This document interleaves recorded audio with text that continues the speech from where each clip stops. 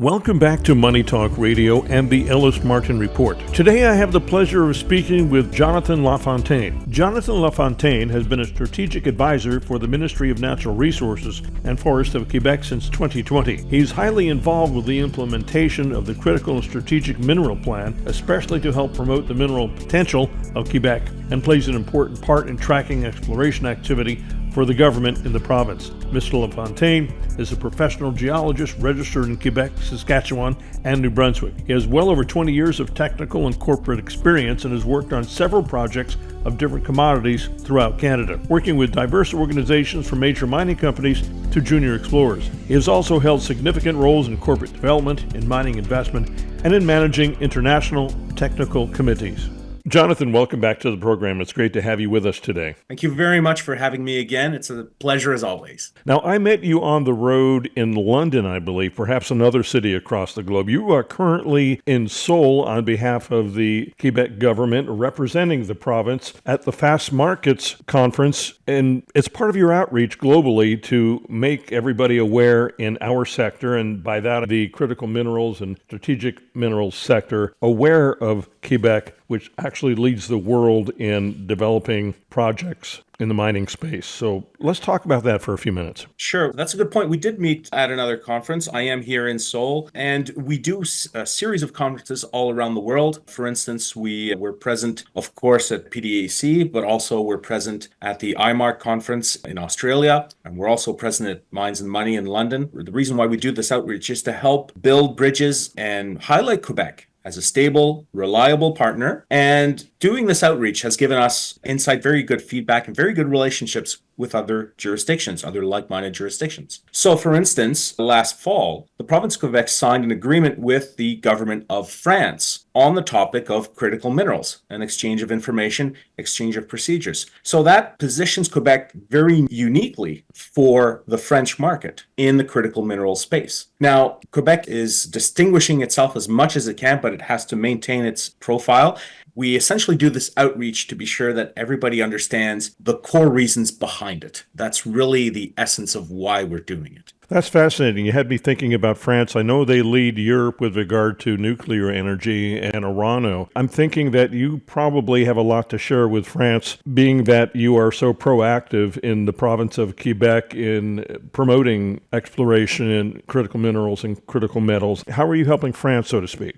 It's really an exchange. We see this as a collaboration. On our side, in Quebec, we have a very strong, very present mining culture. We've had mining for hundreds of years, still ongoing. We have more projects and more mining projects today than we did just a few years ago. The interest in mining, the interest in investing for mining in Quebec is very strong. It's high, it's growing. In France, the interest is not the same. There is not quite the same approach to mining. Culturally speaking, it doesn't have quite the same appeal. So that's where we can help France, but also we collaborate in terms of knowledge base. So France has always had a long-standing, strong technological center. They have robust development tools for rare earth elements, for critical elements. They have certain tools that they've been able to develop, and they have a certain knowledge base. Not quite the same adapted knowledge base for mining as we do, but that's the exact opportunity. And that's the opportunity where we can exchange with the government of France, with certain researchers in the critical field. And by doing that, we help each other. It's a win situation where Quebec has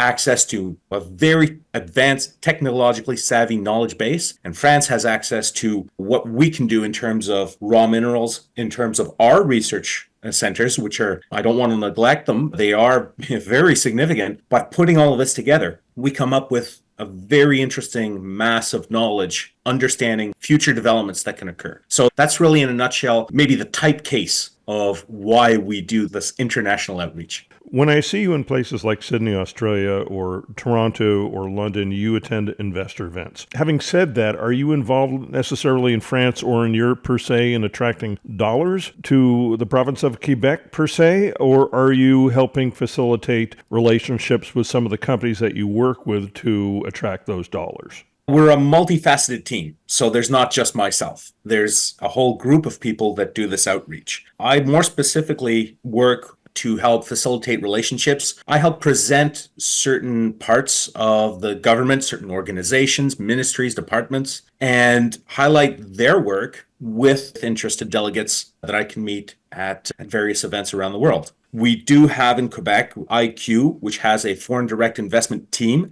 They really help look for the direct investment, the actual dollars. That team does a lot of that. And obviously, we collaborate a lot because they appreciate what we can bring to the table to attract interest from investors. Certainly, maintaining a good relationship with the companies that work in Quebec is very important as well. And going to these events is a key part of that. So, for instance, in Australia, over the past, I think my numbers are slightly dated, between 2022 and 2023, I think we almost tripled the number of Australian companies with projects in Quebec. So going to Sydney, going to Australia is one of the best ways of keeping in touch with those companies and making sure they're aware of all of the advantages and all of the tools that exist in the province. Some of them are relatively new and we want to make sure that they're exposed. Other people have much more advanced projects. They're well in tune, well in phase, but sometimes we can help put them together or help connect them with other entities, other agencies, other organizations. Let's talk about exactly why Quebec is so attractive to the rest of the world in the mining space. I've seen you in action around the world, and it's not a hard sell.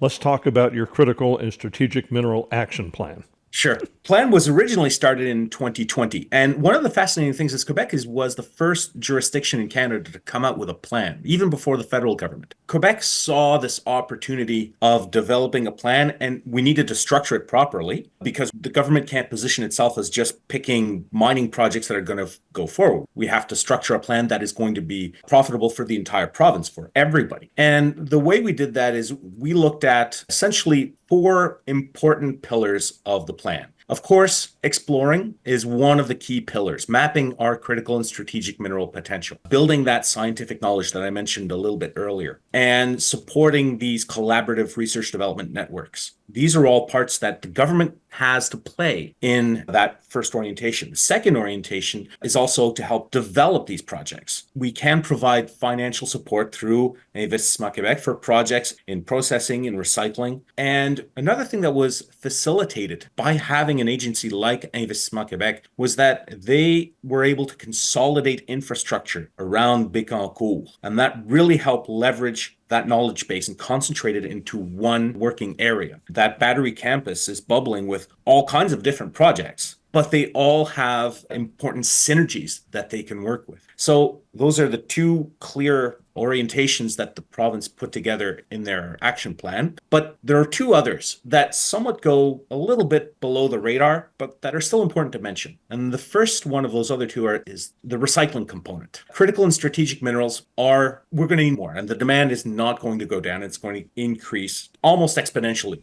And we're aware that in a few decades, it's going to be much harder to open mines, not Quebec specifically, but throughout the world. It's going to be much harder. So recycling is going to play an important part in maintaining access to these minerals. And right now, recycling does exist, but it's a much smaller economic part of the puzzle. We know that it's going to play a bigger part of the puzzle. So what the government of Quebec has done is said we need to maximize these critical and strategic mineral recycling projects. We need to increase the knowledge base. We need to facilitate these initiatives. And we need to look at this from a circular economy perspective. That's the role that a government should be playing. That's the role that the government of Quebec is playing. It's one of these things that in and of itself, the companies on their own might have a difficult time in selling the idea of recycling to a processing plant. But when you put it together from the government's point of view, it becomes an important item in our plan. And the other thing that has gone below the radar is we need to communicate.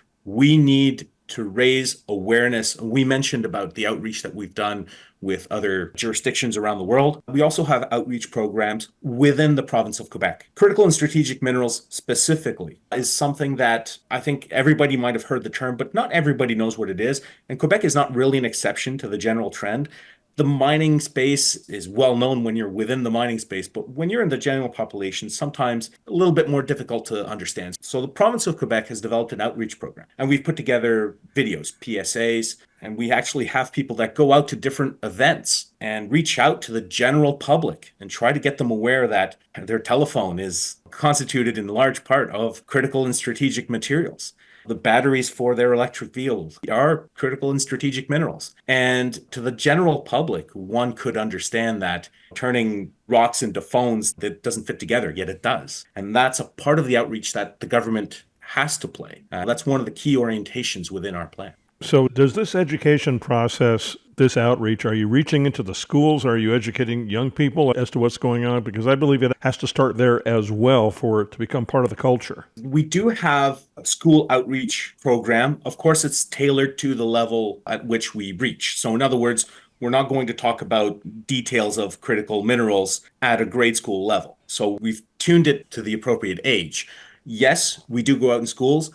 Generally, for younger children, just getting them aware of what rocks and minerals are is already an important starting point. In some cases, this is their first exposure to what a rock actually is. And it's eye-opening for a lot of them. When we do that, we pique the curiosity. Rocks and minerals are fascinating to kids. So yes, we do that, and we have great reception when we do that. We tailor it to the appropriate audience. For the general public, not necessarily the public in schools, we go to events, we go to trade shows, we go to, let's say, events that are somewhat unrelated. We can go to a forestry fair. We can go to an automotive show. There is an electric vehicle show in Montreal, if I'm not mistaken, that either has just passed the past week or it might even be going on now. We can go to these shows and we can explain to them, okay, this is how your battery for your electric vehicle is made. It is made of these components that originally come from these rocks. And that's not something that is that level of awareness or wasn't in the general public before, but we've seen it increase over time with these outreach programs that we've done. Speaking of recycling, which you mentioned as the circle, as part of the circle, part of the process, will you become a recycling center just for Quebec or Canada, or can you be a global recycling center? I see a huge problem with some of these batteries coming offline in about 4 or 5 years to never be used again because the technology's outdated. You've raised a very good point. There's a lot of uncertainties going forward. The battery chemistry might change, the battery structure might change, the different components might be different. It's not sufficient to say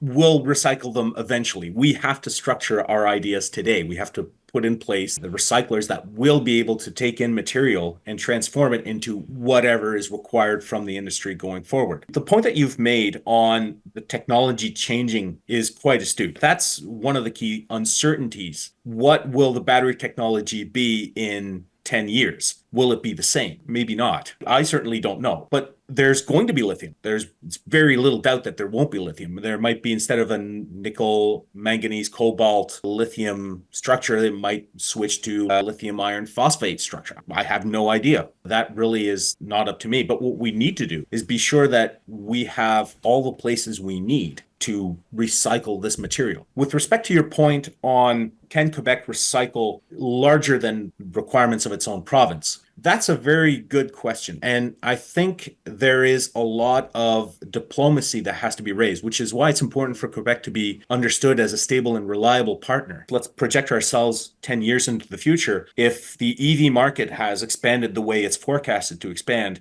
there are countries that might be unwilling to try to get it recycled somewhere else. They might want to prefer recycling it in their own jurisdiction. They might want to hold on to these elements. It's important that Quebec has shown that if we do recycle, and if there are clients outside of Quebec that have a contract, then of course it's going to be respected. Quebec will be a stable, reliable partner. And it might be that recycling component is added to Quebec from chemistries that are not required anymore. Really, at this point, it's too difficult to predict what all the variables are going to be over time. But certainly, could Quebec plausibly recycle material from outside of the province? The answer to that is yes. The economics of that, I don't know, but the answer plausibly could be yes. As a journalist, I've covered this space specifically for about 25 years. That does not, in my opinion, make me the expert or an expert. And I'm always a little bit confused about what makes it to the critical and strategic mineral action plan with a province such as yours. What are you focusing on? So to come up with this list, to be honest, as a person that looks at lists from all over the world, they vary significantly. One organization has a list, another organization has a completely different list. Maybe not completely different, but they have a different list. They have different priorities. What we wanted to do is we wanted to first acknowledge the critical and strategic mineral lists that exist in our stable and reliable partners. That's the first thing that we wanted to do. The second thing we wanted to do is we wanted to make sure that it meant something for the province as well. When the government of Quebec puts together the critical and strategic mineral plan, it isn't for the other jurisdictions. It's to be sure that Quebec sees windfall coming out of critical and strategic mineral plan. So we boiled it down and we said what we consider critical minerals are going to be the minerals that are key for our current economy. So for instance, zinc and copper are both key for our current economy. So is nickel. We want to be sure that these minerals are the ones that might have a risk in terms of where you can get them, how many countries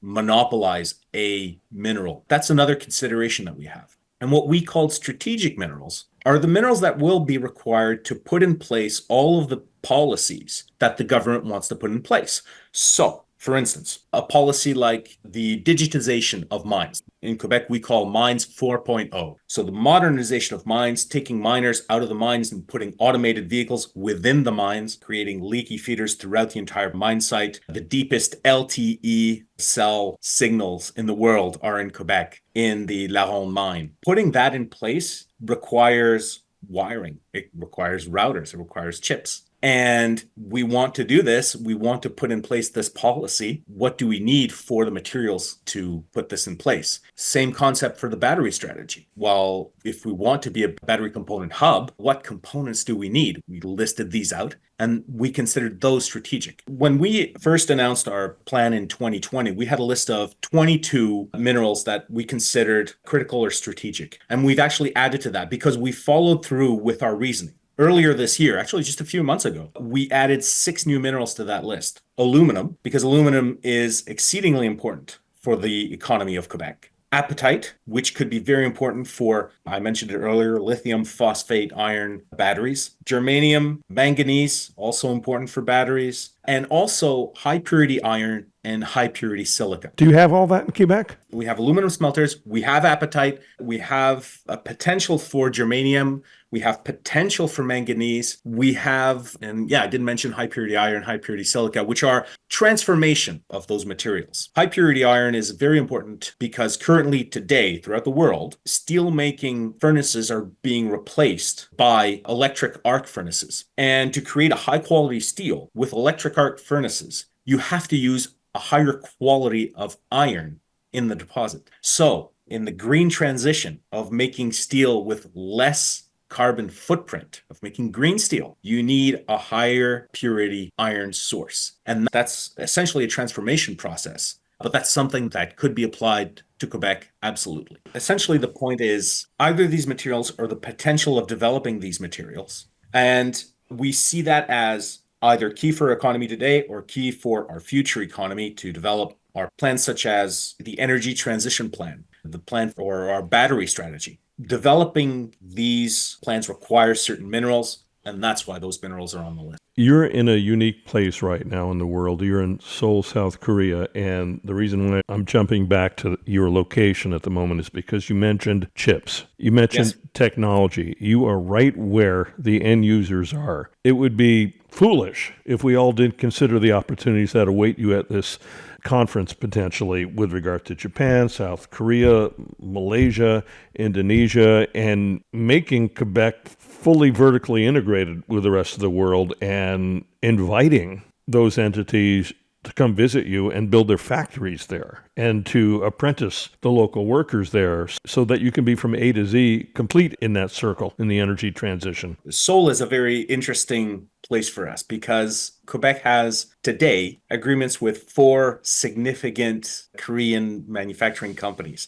that are in partnerships to develop plants in Quebec. For instance, GM has partnered with POSCO, which is a Korean company. Ford has partnered with EcoPro and SKON, also 2 Korean companies. Advanced Solus Materials, also a Korean company, is developing a plan to develop copper parts within electric battery vehicles. going back to the point that I mentioned earlier about developing relationships and fostering knowledge base with valued countries such as South Korea is important to Quebec, and creating these relationships that we can with Quebec to get South Koreans to understand how mining projects develop in Quebec, how we process things in Quebec, combined with some of their eminent competencies. It's a win. There is no losing party here. We recognize the extreme competency of these Korean manufacturers, and they're applying their knowledge to Quebec.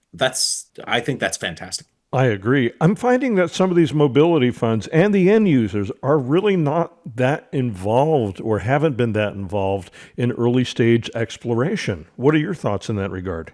That's a good point. Speaking as my personal opinion, I think that is going to change eventually. One of the interesting things that have happened in the past few years is that we've seen car manufacturers start taking an interest in the actual raw materials. So GM, other companies have signed agreements with either mining projects or advanced projects to secure some of the raw material sources. That hasn't been something very important for the OEM since maybe the 50s or 60s with the iron mines, maybe. And that's a very significant shift. That's a very important change with the past mentality. I think that the thought process will probably continue. This is my personal opinion. I think the thought process of saying if we want to develop projects, we have to see what the potential is at large. I wouldn't presume to know exactly how they're going to get there. Is it going to be each company having to set aside funds to participate in exploration companies? I don't know. Could it be that it's some sort of combination where certain OEMs get together and create their exploration fund that is interested in certain manufacturing components or the exploration for raw materials for their manufacturing requirements? Maybe that's it. That's something that may happen in the future. That's my personal opinion, but it's certainly important that we highlight how much exploration goes on for these materials. To find one mine, there is a lot of exploration that goes on in a lot of places before one new mine opens. So if you want to secure material, you do have to look long term. That's something that is well understood in the mining sector and let's say not well integrated in the thought process for downstream manufacturers. You mentioned Bécancour a few minutes ago, and this is a part of Quebec. It's not necessarily a large city at all, but it's a region where you've had automakers like GM and Hyundai involved opening and closing plants. It's a complex area, but I think it's really important. I'd like to get educated, as well as our audience, as to why Bécancour is so important and what you're doing there. Bécancour it's incredible. If you go to Seoul and you talk to somebody about the battery space in Quebec, somebody in Seoul in South Korea is going to say, oh, Bécancour. It's probably the best known, smallest city in the world. It's incredible. The development of the battery campus at Bécancour in Quebec, selecting that site had a lot of advantages. It has a deep water port located between Quebec City and Montreal. It has access, even though the city of Bécancour is relatively small, there is a much larger workforce that is within shuttling distance. That's next to Trois-Rivières. Is the city that I was thinking of. It has access to rail, it has access to road, it has access to electricity, really has access to everything that you need at a battery campus. And it has space. Had space to develop. So having that under the government umbrella of Investissement Québec really helped facilitate the consolidation of all these plants into one area. I mentioned earlier developing these synergies between these different processing units. One of the key things that we thought was really important. One of the advantages that you have in Quebec, which really can't be found any other place in North America, your proximity to the St. Lawrence River. Hydropower has to factor in heavily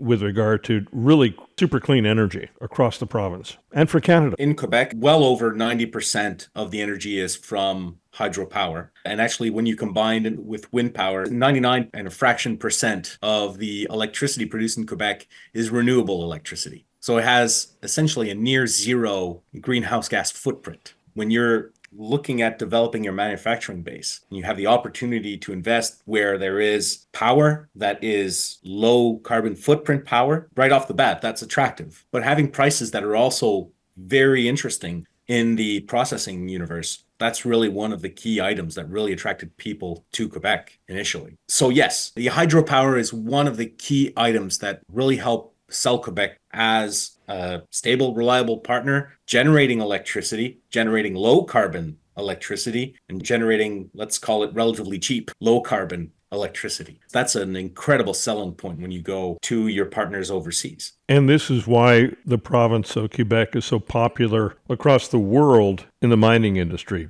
Purely economics and clean tech, correct? Absolutely. I'm trying not to boast about it because I'm trying to stay humble. But it is one of the selling points in Quebec is that there is an opportunity to connect to the hydroelectric grid. There is an opportunity to process downstream. It doesn't have to be just mine and ship out the ore. You do have an opportunity to process ore in the province. There is a significant knowledge base, and the government of Quebec is supportive of the industry, but not just supportive of the industry, but also supportive of relationships that we can build with other jurisdictions, other provinces, other states in the United States, other countries in Europe and elsewhere, like South Korea. So having a government that supports the industry and also helps develop its relationships all over the world, that's what we do in Quebec. Jonathan, I don't want to keep you any longer. You've got a lot to do there in Seoul, and we have so much more we could talk about and that we will talk about in the future. Thank you so much for joining me today on the program. It's been very educational. It's my pleasure. I hope we'll be able to speak again soon. I've been speaking with Jonathan Lafontaine, representing the Ministry of Natural Resources